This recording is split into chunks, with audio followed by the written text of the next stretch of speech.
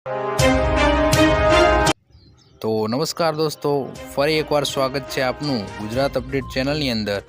તો દોસ્તો, આ વિડીયોમાં આપણે ગુજરાતી સમાચાર ખેડૂત માહિતી વિશે માહિતી મેળવવાના છીએ। તો વિડીયોને લાઈક કરી દેજો અને ચેનલને સબસ્ક્રાઈબ ના કરી હોય તો ચેનલને સબસ્ક્રાઈબ કરી લેજો।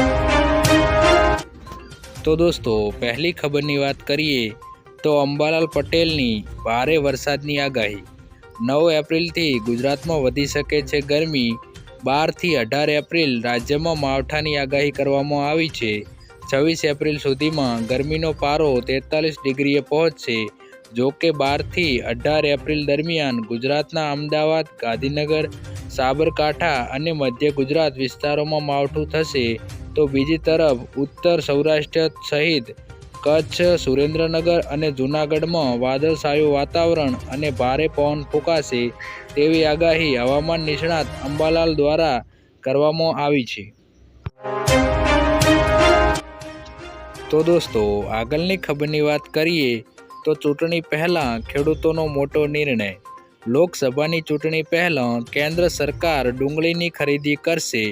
બફર સ્ટોક સાથે જોડાયેલ જરૂરિયાત માટે ખેડૂતો પાસેથી 5 લાખ ટન ડુંગળી ખરીદવામાં આવશે। બફર સ્ટોક માટે આ વખતની નવી સિઝનમાં ઉપજમાંથી ખેડૂતો પાસેથી 5 લાખ ટન ડુંગળીની ખરીદવામાં આવશે।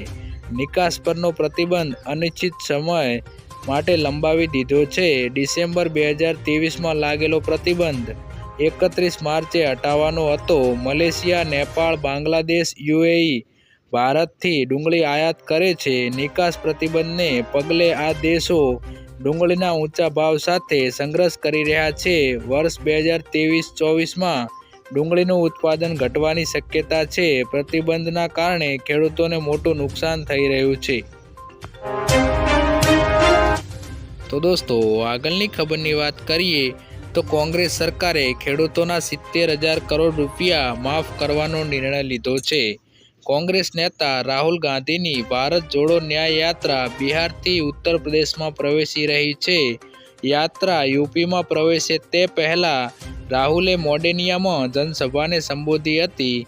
રાહુલ ગાંધીનું કહેવું છે કે બિહારના યુવાનોને સેના, રેલવે અને જાહેર ક્ષેત્રમાં નોકરી નહીં મળે, કારણ કે કેન્દ્ર સરકાર ઈચ્છે છે કે તમે બધા માત્ર કોન્ટ્રાક્ટ પર જ કામ કરો।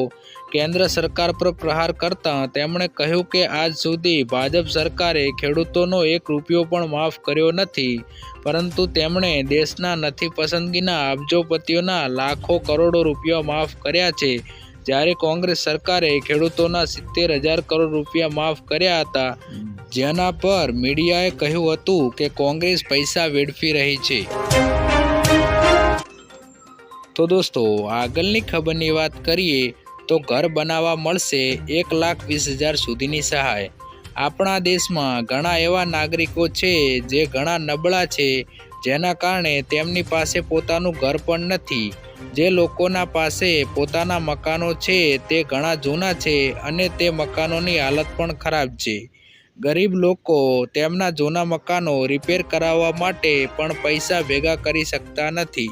આ સમસ્યાના ઉકેલ માટે આપણા દેશના વડાપ્રધાન શ્રી નરેન્દ્ર મોદીએ વર્ષ 2015માં પ્રધાનમંત્રી 4 ગ્રામીણ આવાસ યોજના શરૂ કરી હતી। પ્રધાનમંત્રી ગ્રામીણ આવાસ યોજનામાં 1,20,000 સુધીની સહાય મળે છે।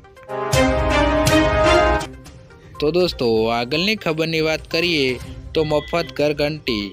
ગુજરાત રાજ્યના પછાત અને આર્થિક રીતે નબળા વ્યક્તિ સ્વરોજગાર મેળવી શકે, એટલે કે પોતાનો ધંધો ખોલી શકે, તે હેતુથી માનવ કલ્યાણ યોજનામાં વિવિધ સાધન પર સહાય આપવામાં આવે છે। આ યોજના થકી ગુજરાતના જે આર્થિક રીતે પછાત હોય તેવા ગરીબ લોકો માટે પોતાનો ધંધો ખોલવા માટે ઘરઘંટી સહાય યોજના શરૂ કરવામાં આવી છે।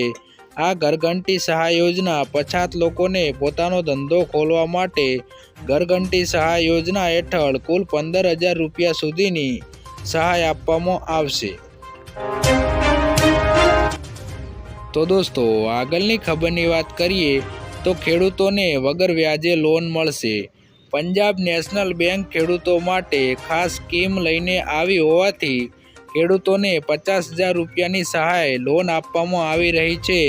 જ્યારે ખેડૂતો આ પૈસાનો ઉપયોગ ખેતી સિવાય તમારી અંગત જરૂરિયાત પૂરી કરવા માટે કરી શકો છો, તેમજ આ લોન લેવા માટે લોકોને કોઈ પણ જાતની વસ્તુ ગીરવી મૂકવાની જરૂર નથી. જ્યારે આ લોન ચૂકવવા 5 વર્ષનો સમયનો ગાળો આપવામાં આવે છે, જ્યારે આ લોનમાં કોઈ પણ પ્રકારનું વ્યાજ ના ચૂકવવાનું હોવાનું નથી, જેથી જે ખેડૂત પર વ્યાજ 50,000 લોન લેવા માંગતા હોય તે ખેડૂતો પંજાબ નેશનલ બેંકમાં અરજી કરી શકે છે. તો દોસ્તો, આગળની ખબરની વાત કરીએ તો ખેડૂતો માટે સરકારનો મહત્વનો નિર્ણય. સમયમાં ખેડૂતોને બગાયત ખેતીલક્ષી યોજનાનો લાભ મળે તે માટે સરકારે મહત્વનો નિર્ણય લીધો છે. ખેડૂતોને હવે આઈ ખેડૂત પોર્ટલ પર તારીખ 11 મે 2024 સુધી અરજી ખેડૂતોને બાગાયત ખાતાની વિવિધ સહાયલક્ષી યોજનાનો લાભ લેવા માટે આઈ ખેડૂત પોર્ટલ પર કરવાની છે. જો તમે પણ એ વયમાં આવતા હોય તો આ યોજનાનો લાભ મેળવી શકો છો. તો દોસ્તો, આજના વિડીયોમાં આટલું જ. જો વિડીયો પસંદ આવ્યો હોય તો વિડીયોને લાઈક કરજો અને આવા ગુજરાતી સમાચાર, ખેડૂત સમાચાર વિશે માહિતી મેળવવા માટે આપણી આ ચેનલ ગુજરાત અપડેટને સબસ્ક્રાઈબ કરી લેજો.